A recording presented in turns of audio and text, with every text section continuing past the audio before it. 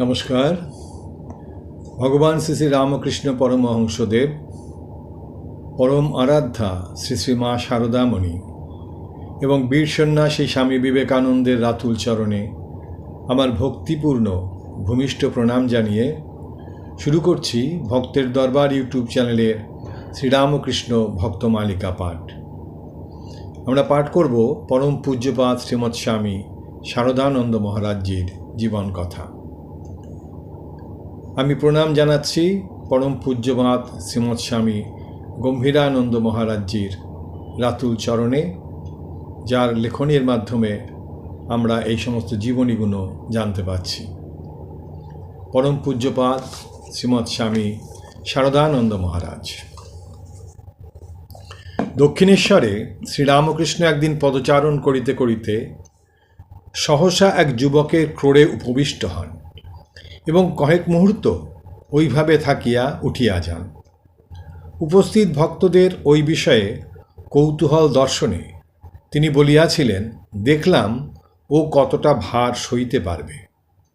এই যুবককেই স্বামী বিবেকানন্দ যথাকালে রামকৃষ্ণ মঠ ও মিশনের সম্পাদক পদে বরণ করিয়াছিলেন এবং তিনিও সুদীর্ঘ 30 বৎসর এই গুরুভাব বহনপূর্বক স্বীয় ব্রত উদযাপন করিয়াছিলেন। স্বামীজির আদেশ, ইহাই ছিল তাহার কর্মপ্রেরণার অন্যতম প্রধান উৎস। ইনি আমাদের স্বামী শারদানন্দ। শারদানন্দের পূর্ব নাম ছিল শরৎচন্দ্র চক্রবর্তী। তাহার পিতামহ সংস্কৃতে সুপণ্ডিত ছিলেন।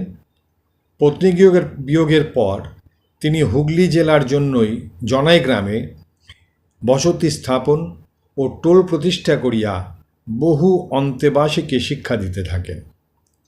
শরতের পিতা শ্রীযুক্ত গিরিশচন্দ্র চক্রবর্তী কিন্তু গ্রাম পরিত্যাগপূর্বক কলিকাতায় আসেন এবং একটি ঔষধের দোকানের অংশীদার রূপে বহু অর্থ উপার্জন করেন।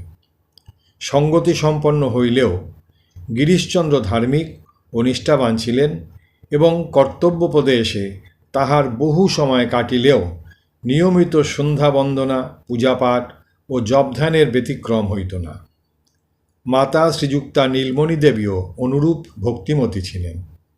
3 কন্যার পর শরৎচন্দ্র এই ধর্মপ্রাণ দম্পতির জ্যেষ্ঠ পুত্ররূপে 1865 খ্রিস্টাব্দের 23 ডিসেম্বর শনিবার সন্ধ্যার পরে 6:32 9 পৌষ 1272 সাল শুক্লা ষষ্ঠী তিথি ভূমিষ্ঠ হন। শনিবারে জন্ম হওয়ায় পরিবারের সকলে একটু চিন্তাকুল হইয়াছিলেন, কিন্তু শিশুর পিতৃব্য ঈশ্বরচন্দ্র জ্যোতির্বিদ্যায় সুপণ্ডিত ছিলেন। তিনি কোষ্ঠী বিচারের পর সকলকে অভয়দানপূর্বক জানাইলেন যে এই শিশু গণ্যমান্য হইয়া ভবিষ্যতে পরিবারের মুখোজ্জ্বল করিবে। শৈশব হইতেই শরতের স্বভাব বড় শান্ত ছিল। বয়সোচিত চঞ্চলতা তাহাতে মোটেও পরিলক্ষিত হইত না। তাই পরবর্তী জীবনে তাহার কার্যকুশলতার অপূর্ব বিকাশ দর্শনে শৈশবের অভিভাবকদেরকে বলিতে শোনা যাইত, এর ভিতর এত ছিল তা তো জানতুম না। বিদ্যালয়ের পরীক্ষা দিতে তিনি প্রথম কিংবা দ্বিতীয় স্থানাধিকার করিতেন। ছাত্রদের আলোচনা সভায়ও তিনি কৃতিত্ব প্রদর্শন করিতেন এবং ব্যায়ামাদির সহায়ে স্বীয় দেহকে সুগঠিত করিয়াছিলেন। স্বগৃহে শান্ত স্বভাব ও ধর্মপ্রাণতা একত্রে মিলিত হইয়া শরৎচন্দ্রের বাল্যকালকে বড়ই মধুর করিয়া তুলিয়াছিল।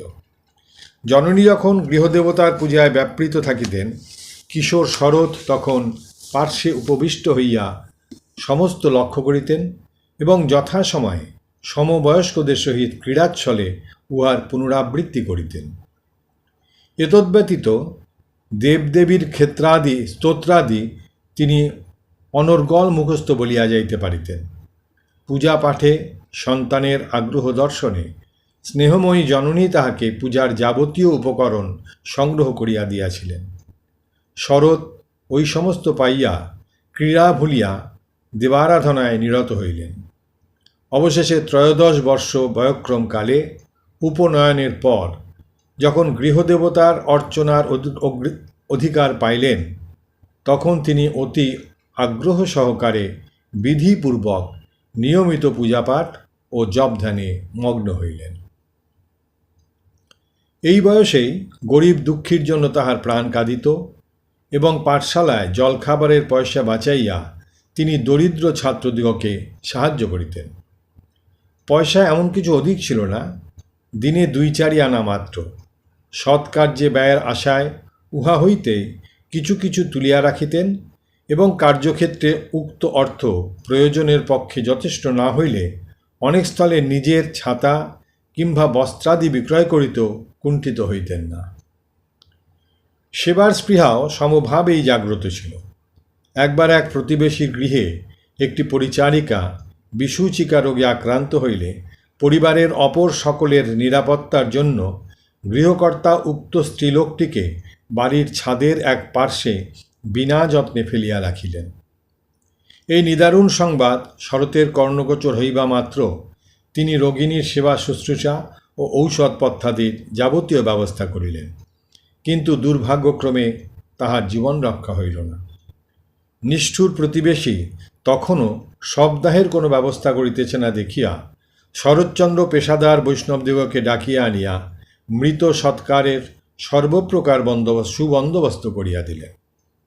এইরূপ ঘটনায় শরতের বাল্য ও যৌবন পরিপূর্ণ। বস্তুত রামকৃষ্ণ মিশনের সম্পাদক রূপে তিনি আর্ত ও দরিদ্রদের সেবায় ভবিষ্যতে যে বিপুল মহানুভবতা ও কর্মনৈপুণ্যের পরিচয় দিয়াছিলেন, তাহার সূচনা আমরা তাহার জীবন প্রভাতেই দেখিতে পাই। ক্রমে বিদ্যালয়ের আলোচনা সভায় সভ্যদের নিকট ব্রাহ্ম সমাজের সংবাদ পাইয়া শরৎ সেখানে যাতায়াত আরম্ভ করিলেন এবং কেশবচন্দ্রের বক্তৃতায় আকৃষ্ট অপর অনেক যুবকের ন্যায় ব্রাহ্ম সমাজের গ্রন্থাদি পাঠ ও ধ্যানাভ্যাসাদিতে রত হইলেন। 1882 খ্রিস্টাব্দে তিনি হেয়ার স্কুল হইতে প্রবেশিকা পরীক্ষায় উত্তীর্ণ হইয়া পরবৎসরের প্রারম্ভে সেন্ট জেভিয়ার্স কলেজে ভর্তি হইলেন। এই কলেজের অধ্যক্ষ ফাদার লাভ শরতের ধর্মভাব লক্ষ্য করিয়া স্বয়ং তাহাকে বাইবেল পড়াইতে আরম্ভ করেন। নিষ্ঠাবান শাক্ত পরিবারে জাত এবং ভক্তিমতী মাতার ক্রোড়ে লালিত পালিত হইলেও ব্রাহ্ম সমাজে যাতায়াত এবং বাইবেল অধ্যয়ন যুগ প্রভাবেই হইয়াছিল সত্য, কিন্তু এইরূপ করিয়াও নিজ ব্যক্তিত্ব প্রভাবে শরৎ কখনো স্বধর্মে আস্থাশূন্য হয় নাই। পাঠ্যাভ্যাসের ন্যায় শরৎ অন্যান্য কার্যেও উৎসাহ প্রকাশ করিতেন। তাহাদের সমবেত চেষ্টায় সৎ চর্চা, আর্তসেবা ও ব্যায়ামাদির জন্য পল্লীতে একটি সমিতি গঠিত হইয়াছিল। একবার এই সমিতির বার্ষিক আনন্দোৎসব উপলক্ষে তিনি দক্ষিণেশ্বরের কালীবাড়িতে যাইয়া ঘটনাক্রমে শ্রীরামকৃষ্ণের দর্শন পান, কিন্তু তাহার মহিমা সম্বন্ধে তখন তেমন ধারণা না থাকায় ওই দর্শন তাহার মনে কোনো স্থায়ী রেখাপাত করে নাই। অতঃপর কলেজে অধ্যয়নকালে তিনি শশী ও অন্যান্য সমবয়স্কদের সহিত 1883 খ্রিস্টাব্দের অক্টোবর মাসে একদিন পরমহংসদেব সমীপে উপস্থিত হইয়া শ্রীমুখ কথিত বৈরাগ্য ও ব্রহ্মচর্যের উপদেশ লাভে কৃতার্থ হন।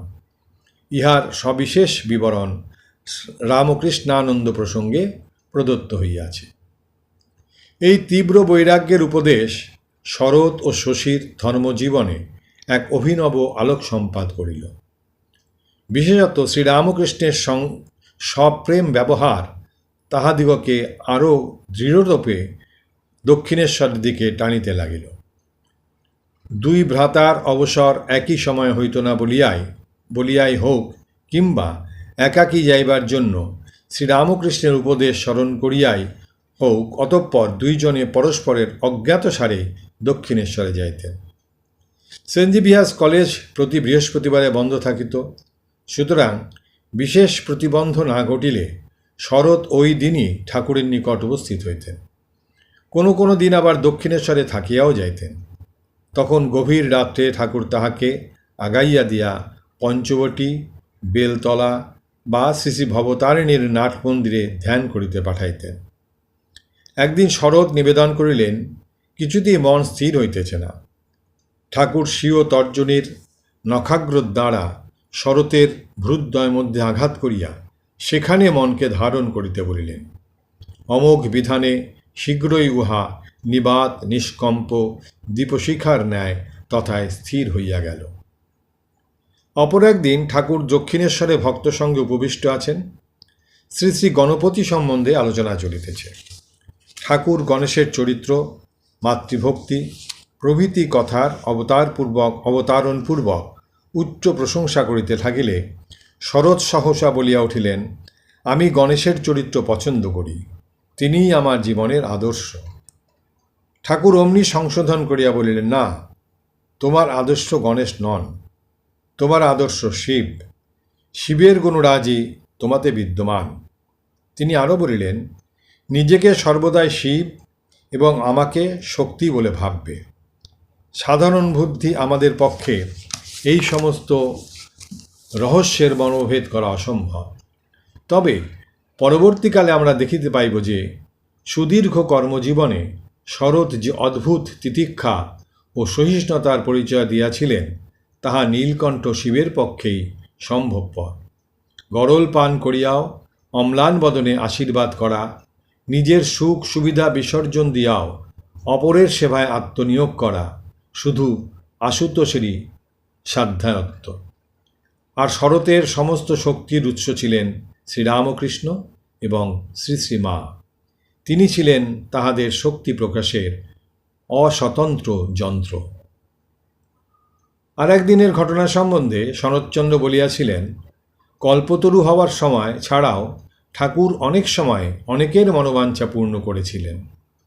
ঐরূপ একদিন আমি কাছে দাঁড়িয়ে আছি দেখে ঠাকুর বললেন, কিরে, তুই যে কিছু চাইলি না? সে সময় আমি তাকে বলেছিলাম, কি আর চাইব, আমি যেন সর্বভূতে ব্রহ্ম দর্শন করি, এই করে দিন। উত্তরে ঠাকুর বলেছিলেন, ও যে শেষকালের কথা রে। আমি বললাম, তা আমি জানি না মশাই। তখন ঠাকুর বললেন, তা তোর হবে। এই ঘটনার উল্লেখান্তে শরৎচন্দ্র ইহ বলিয়াছিলেন, তিনি যা বলেছিলেন এখন তার কৃপায় সেটা বেশ অনুভব করছি। শ্রীরামকৃষ্ণের সহিত পরিচিত হওয়ার সঙ্গে সঙ্গে তাহার শ্রীমুখে নরেন্দ্রনাথের উচ্ছ্বসিত প্রশংসা শুনিয়া শরৎ তাহার সহিত সাক্ষাৎ করেন। অবশ্য ঠাকুরের নিকট আগমনের পূর্বেও ঘটনাক্রমে নরেন্দ্রর সহিত তাহার সাক্ষাৎ হইয়াছিল, কিন্তু তখন এক ভ্রান্ত ধারণার বশবর্তী হইয়া তিনি আলাপ পরিচয় করিতে অগ্রসর হন নাই। সেই সময়ে শরৎচন্দ্র সংবাদ পাইয়াছিলেন যে তাহার এক বাল্যবন্ধুর স্বভাব উচ্ছৃঙ্খল হইয়াছে। সত্য নির্ধারণের জন্য তিনি একদিন বন্ধুগৃহে উপস্থিত হইয়া এক কক্ষে বন্ধুর আগমন প্রতীক্ষায় বসিয়া আছেন। এমন সময় জনৈক যুবক অতি পরিচিতের মতো সেই প্রকোষ্ঠে প্রবেশপূর্বক আপন মনে গুনগুন স্বরে একটি হিন্দি গান গাহিতে লাগিল। যুবকের ব্যবহারাদি শরতের মনোপ্রীত হয় নাই। আবার বন্ধু আসিয়া তাহার প্রতি বিশেষ দৃষ্টি না দিয়া যুবকটির সহিত আলোচনায় রত হইলে বিরক্তির কারণও ঘটিল। তবু তিনি ভদ্রতা হিসাবে বসিয়া আলোচনা শুনিতে শুনিতে সিদ্ধান্ত করিয়া ফেলিলেন যে এই যুবকের সঙ্গদোষে বন্ধু বিপথে চলিয়াছে। কারণ এই শ্রেণীর অন্যান্য যুবকের ন্যায় এই ব্যক্তিরও কথা এবং কার্যের সামঞ্জস্য নাই। সে মুখে অতি উচ্চভাব প্রকাশ করিলেও তাহার ব্যবহার নিশ্চয়ই উহার বিপরীত। মাস কয়েক পরে ঠাকুরের নিকট নরেন্দ্রনাথের প্রশংসা শ্রবণান্তে তিনি তাহার গৃহে যাইয়া নির্বাক বিস্ময়ে দেখিলেন, এই তো সেই যুবক। অমূলক ঘুম ভাঙিবার পর নরেন্দ্রনাথ শরতের প্রিয়তম বন্ধুতে পরিণত হইলেন এবং তাহাদের সৌহার্দ্য স্থাপনে প্রয়াসী শ্রীরামকৃষ্ণ স্বীয় যত্ন সফল হইয়াছে দেখিয়া সহাস্যে বলিলেন, গিন্নি জানে কোন হাড়ির মুখে কোন সরা রাখতে হয়। উভয়ের প্রীতির বহু দৃষ্টান্ত রহিয়াছে। শরৎচন্দ্র একদিন নরেন্দ্রনাথের গৃহে উপস্থিত হইয়া তাহাকে গান গাহিতে বললেন। নরেন্দ্রনাথ তৎক্ষণাৎ সম্মত হইয়া তানপুরায় সুর বাঁধিতে বাঁধিতে বললেন, তুই বায়াটা নে। শরৎ জানাইলেন তিনি ওই বিদ্যায় পারদর্শী নহে। খুব সোজা বলিয়া নরেন্দ্রনাথ মুখে বলিতে বলিতে হাতে বাজাইয়া তাহাকে কয়েকটি ঠেকা শিখাইয়া দিলেন এবং তারপর গান ও বাদ্য চলিতে লাগিল।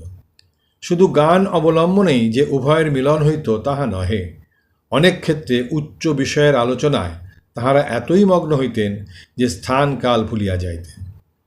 একবার এইরূপ আলোচনায় ব্যাপৃত দুই বন্ধু পরস্পরকে তত্তৎ গৃহে পৌঁছাইয়া দিতে গিয়া উভয় গৃহের মধ্যবর্তী পথ একাধিকবার অতিক্রম করিয়াছিলেন।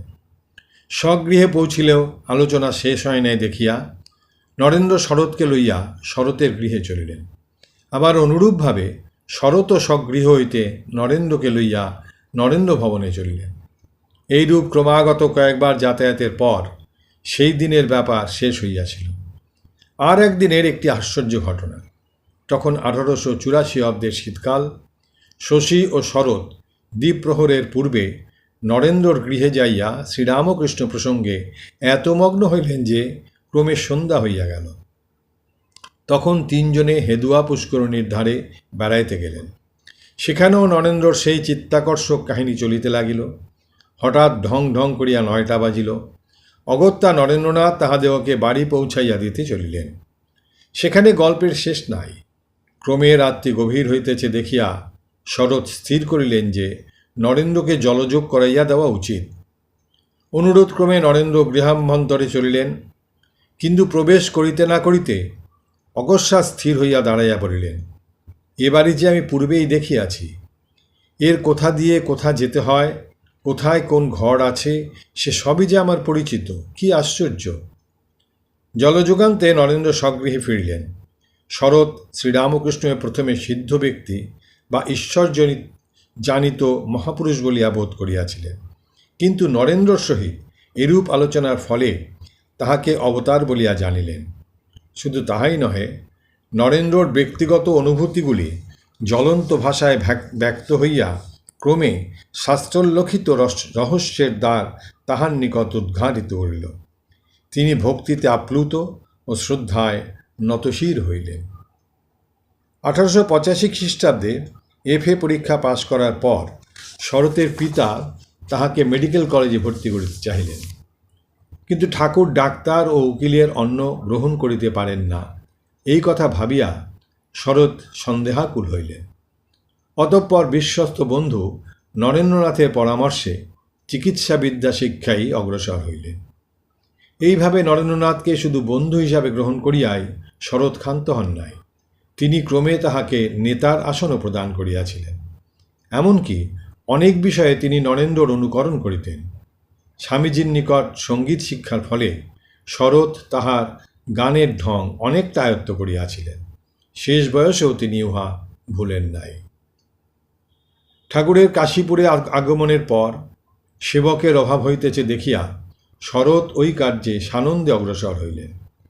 প্রথমত তিনি সর্বদা থাকিতে পারিতেন না, কিন্তু অবশেষে অসুখ অত্যন্ত বৃদ্ধি পাইলে দিবারাত্র কাশীপুরেই কাটাইতেন।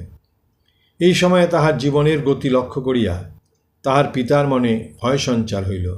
সুতরাং পুত্রকে গৃহে ফিরিয়া লইয়া যাইবার জন্য একদিন স্বনামধন্য পণ্ডিত জগমোহন তর্কালঙ্কার মহাশয়ের সহিত কাশীপুরে উপনীত হইলেন।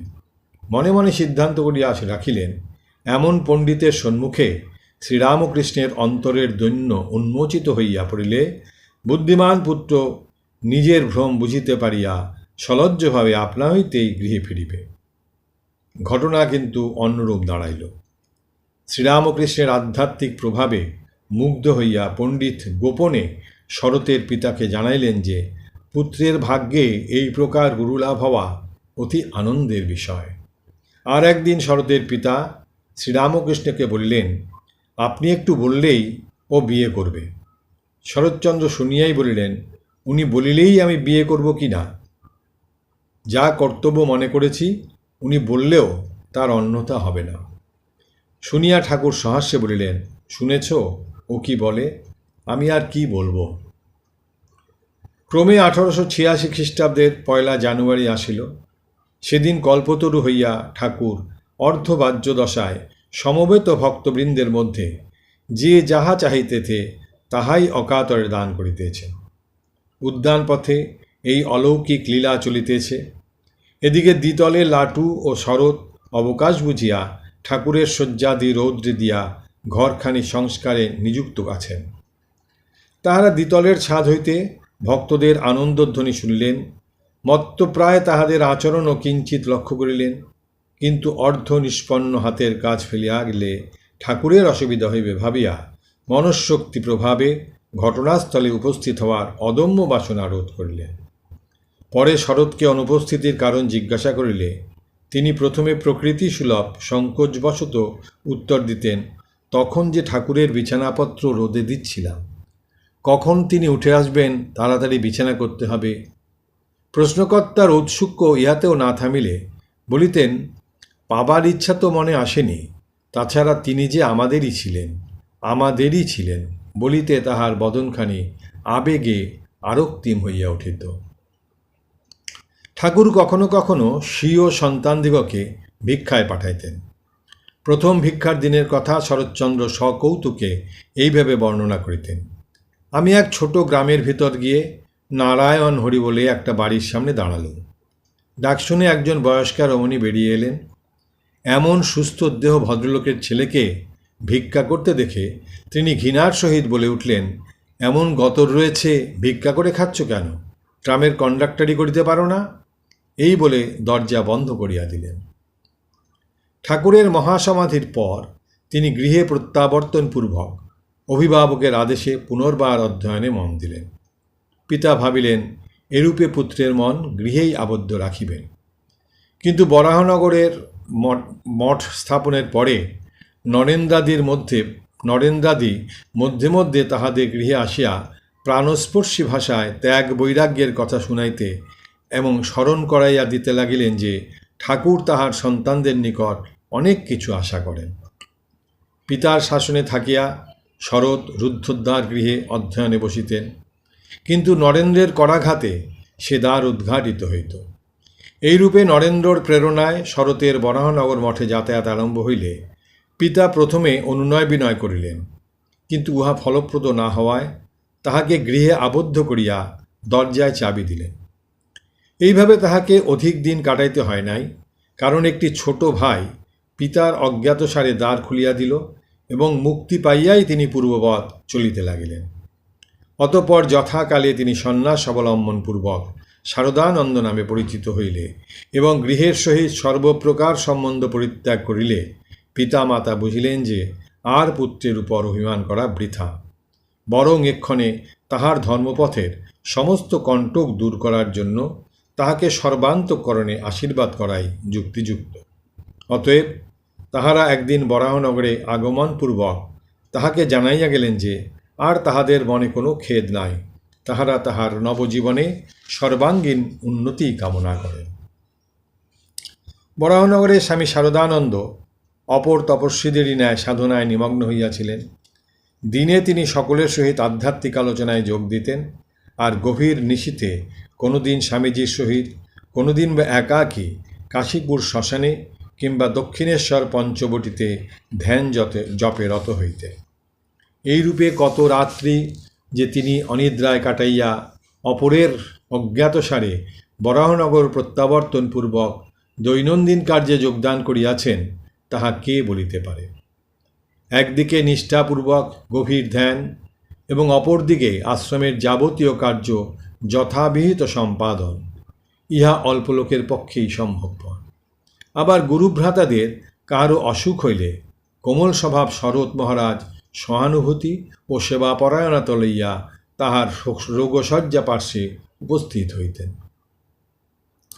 তাহার গলার স্বর নারী জনচিত কোমল ছিল।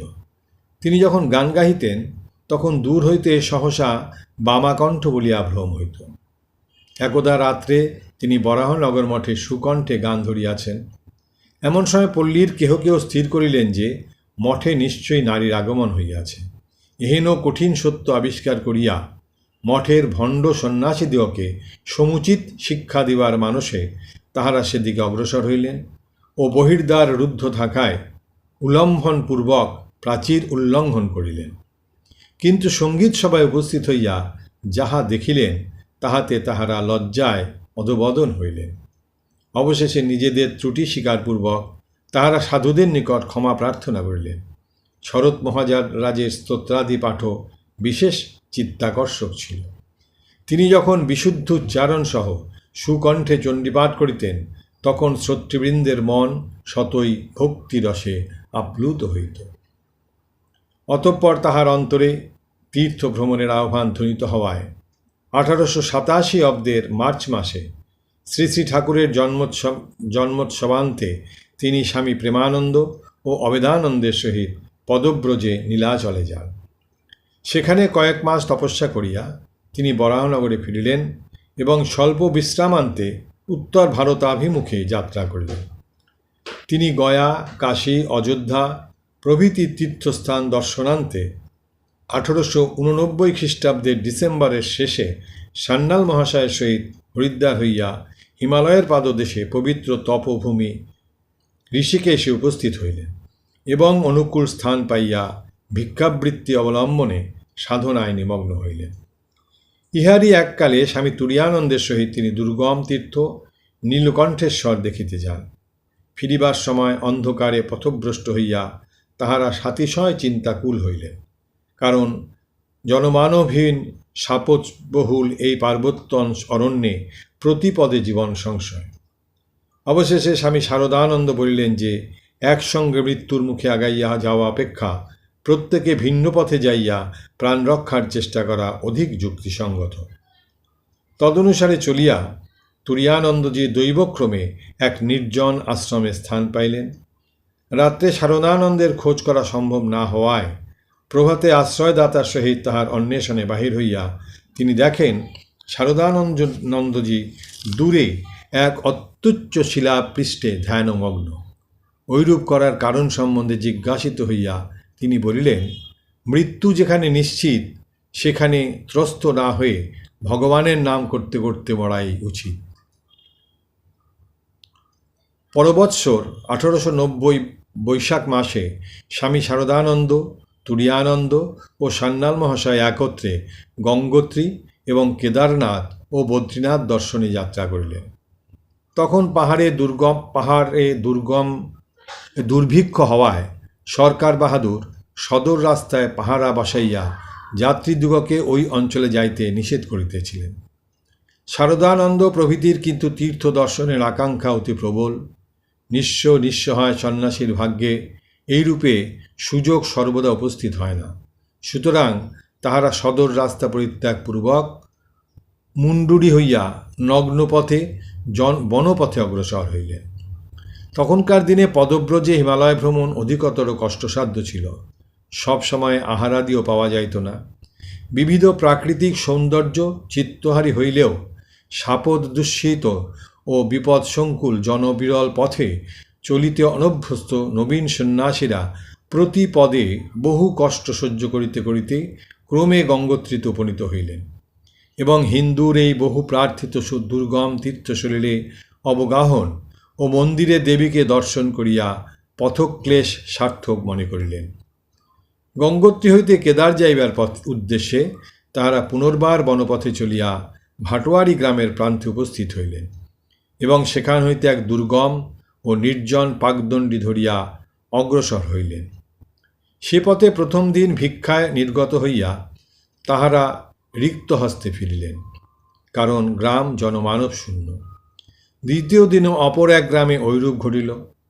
তৃতীয় দিন আরেকটি গ্রামে অকস্মাৎ এক ব্যক্তির সহিত সাক্ষাৎ হইলে সে বুঝাইয়া দিল যে এই অঞ্চলে ভিক্ষা করিতে হয় সকালে কিংবা সন্ধ্যায়, দিনে গ্রামবাসীরা অন্যত্র কাজে চলিয়া যায়। এদিকে 2-3 দিনের অনাহারে সকলেই ক্লান্ত ও ক্ষুধিত। স্বামী তুরীয়ানন্দ এক প্রকার ঘাস দেখিয়া ক্ষুণ নিবৃত্তির জন্য উহাই ভক্ষণ করিতে লাগিলেন, কিন্তু উহা উদরস্থ হইবা মাত্র বমনের সহিত নির্গত হইয়া গেল। ইহার ফলে তিনি আরও দুর্বল হইয়া পড়িলেন। ভাগ্যক্রমে তখন একজন পাণ্ডার সহিত সাক্ষাৎ হওয়ায় তাহার নির্দেশে চলিয়া এক গ্রামে পৌঁছিলেন এবং তাহার সাহায্যে আহার সংগ্রহ করিয়া অনেকটা সুস্থ হইলেন। আজকের মতো পরম পূজ্যপাদ শ্রীমৎ স্বামী শারদানন্দ মহারাজজির জীবনকথা এখানেই রাখছি। পরবর্তী অংশ আবার এর পরের দিন আমি পড়ব। জননীং শারদাং দেবীং রামকৃষ্ণং জগদ্গুরুং পাদপদ্মে তয় শ্রিত্বা প্রণমামি মুহুর্মুহুঃ।